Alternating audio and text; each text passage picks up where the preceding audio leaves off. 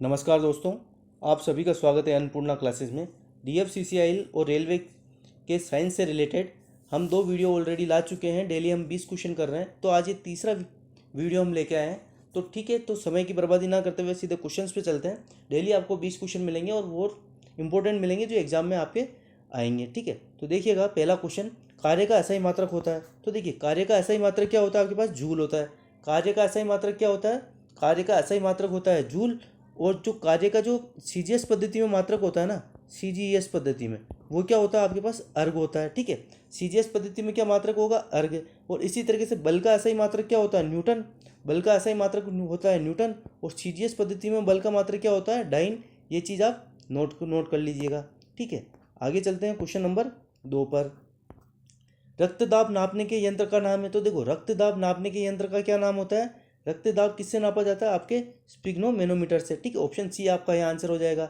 रक्तदाब नापने के यंत्र का नाम है स्पिग्नोमेनोमीटर। और स्टेथोस्कोप आपके कहाँ यूज आता है, हृदय की धड़कन सुनने में।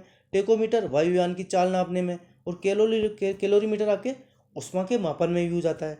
ठीक है, क्वेश्चन 20 करेंगे लेकिन लगभग आपके 40-45 टॉपिक यहाँ से लाइन्स आपके वन लाइनर कंप्लीट होगी। ठीक है, तो आगे चलिएगा क्वेश्चन नंबर 3 पर।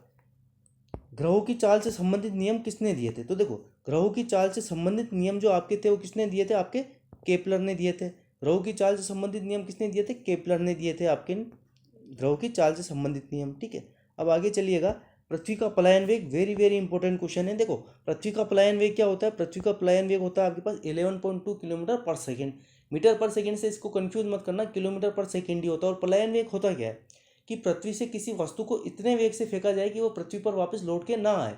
ठीक है, तो उस वेग को क्या कहते हैं, हम पलायन वेग कहते हैं। मतलब किसी भी वस्तु को आप ऊपर फेंकते हो, पत्थर को ऊपर फेंकते हो तो वापस जमीन पर आके गिरता है ना, गुरुत्वाकर्षण के कारण। तो ये 11.2 किलोमीटर पर सेकेंड स्पीड क्या होती है कि जो गुरुत्वाकर्षण को भी चीर के अंतरिक्ष में निकल जाती है। ठीक है, तो क्वेश्चन नंबर 5 पे चलिएगा।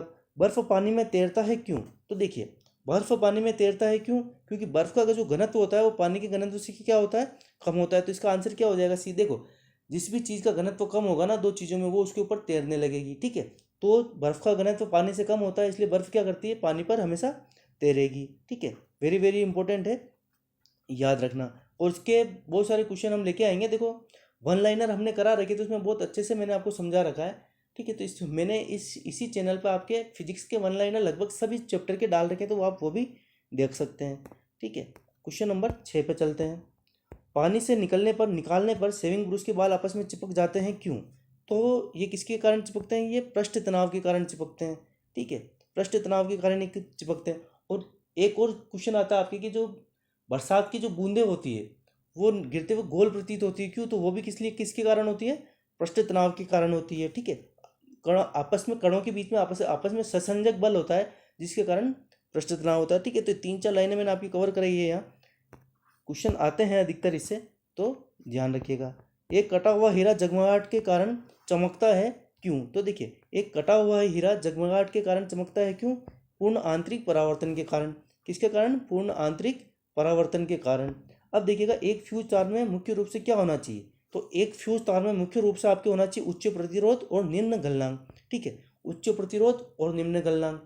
देखो, गलनांक निम्न होगा तभी तो फ्यूज वायर पिघलेगा आपके, नहीं तो उच्च गलनांक होगा तो पिघलेगा कैसे। तो निम्न गलनांक और उच्च प्रतिरोध आपके होना चाहिए। ठीक है, आगे चलते हैं क्वेश्चन नंबर 9 पर। आधुनिक आवर्त सारणी में कौन से समूह के तत्वों का बाहरी कोष पूर्ण भरा होता है। तो देखिए, समूह 18 के जो तत्व होते हैं ना आपके, इनको क्या बोलते हैं हम, अक्रिय गैस हैं। इनका जो बाह्य कोष होता है वो क्या होता है, वो पूर्ण रूप से भरा हुआ होता है। देखो, जैसे हीलियम होता है आपके पास, तो हीलियम क्या होता है आपके पास, 2s2 या 1s2। तो 1s2 पूरा भरा हुआ है। एस कोष में कितने आते हैं, 2 इलेक्ट्रॉन आते हैं, 2 पूरे भरे हुए हैं।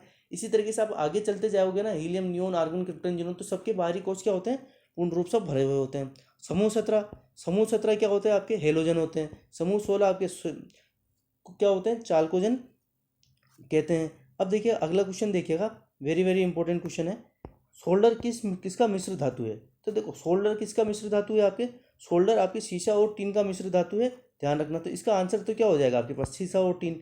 सोल्डर किसका मिश्र धातु है, सीसा और टीन। अब एक चीज़ और, जो आपके तांबा और जस्ता है ना, ये किसका, ये इन दोनों से मिलकर क्या बनता है, आपके पीतल। ठीक है, पीतल, तांबा और जस्ता, पीतल किसकी मिश्र धातु है, तो तांबा और जस्ते की। ठीक है। तांबा और जस्ता मिलके क्या बनाते हैं, पीतल, और तांबा और टिन मिलके आपके क्या बनाते हैं, कांसा बनाते हैं, ठीक है। कांस्य जो होता है ना वो आपके तांबा और टिन मिलके बनाते हैं। तो 3 क्वेश्चन यहाँ से आपके कवर हो जाते हैं, ठीक है। आगे चलिएगा क्वेश्चन नंबर 11 पर। अम्ल नीले लिटमस को किस कलर में परिवर्तित कर देता है। तो देखो इसको याद करने की ट्रिक ABR।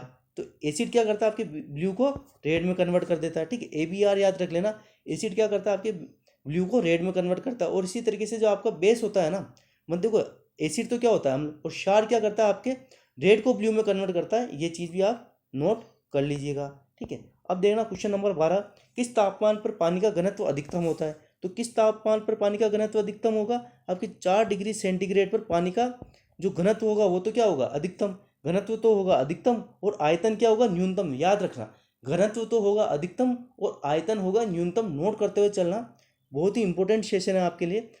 4 डिग्री सेंटीग्रेड पर पानी का घनत्व तो अधिकतम होता है और आयतन क्या होता है, न्यूनतम होता है, ठीक है।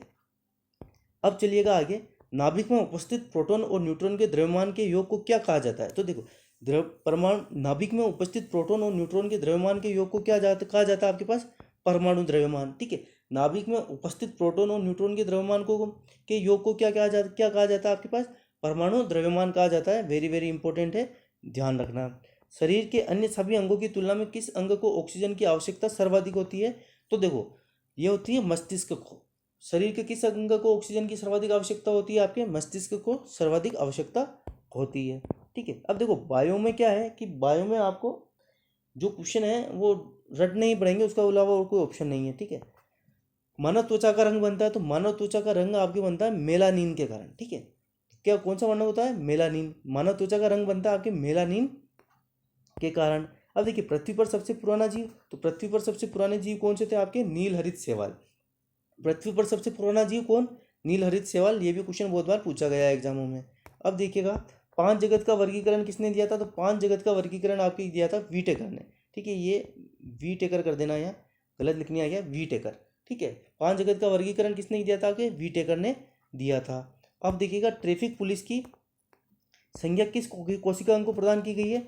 तो आपके ट्रैफिक पुलिस की संज्ञा आपके गोल्जी काय को प्रदान की हुई है, ठीक है। ट्रैफिक पुलिस की संज्ञा किस कोशिका अंग को प्रदान की हुई, तो गोल्जी काय। और देखो माइटोकॉन्ड्रिया से रिलेटेड जो आपकी ऊर्जा होती है ना, एटीपी के रूप में जो ऊर्जा बनती है, एडिनोसिन ट्राइफॉस्फेट, ये कहाँ बनती है, आपके माइटोकॉन्ड्रिया में बनती है। तो सिंपल सा पूछ लिया जाता है कि एटीपी ऊर्जा कहाँ बनती है, तो माइटोकॉन्ड्रिया में। अब लाइसोसोम हम पहले भी डिस्कस कर चुके हैं, आत्महत्या की थैली कहा जाता है, ठीक है।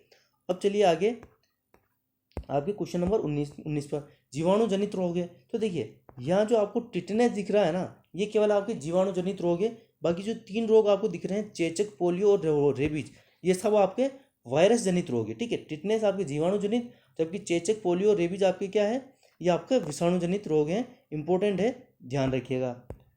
मिनी माता रोग किस धातु के कारण होता है। तो देखो मिनी माता रोग आपके किस धातु के कारण होता है, पारा के कारण होता है।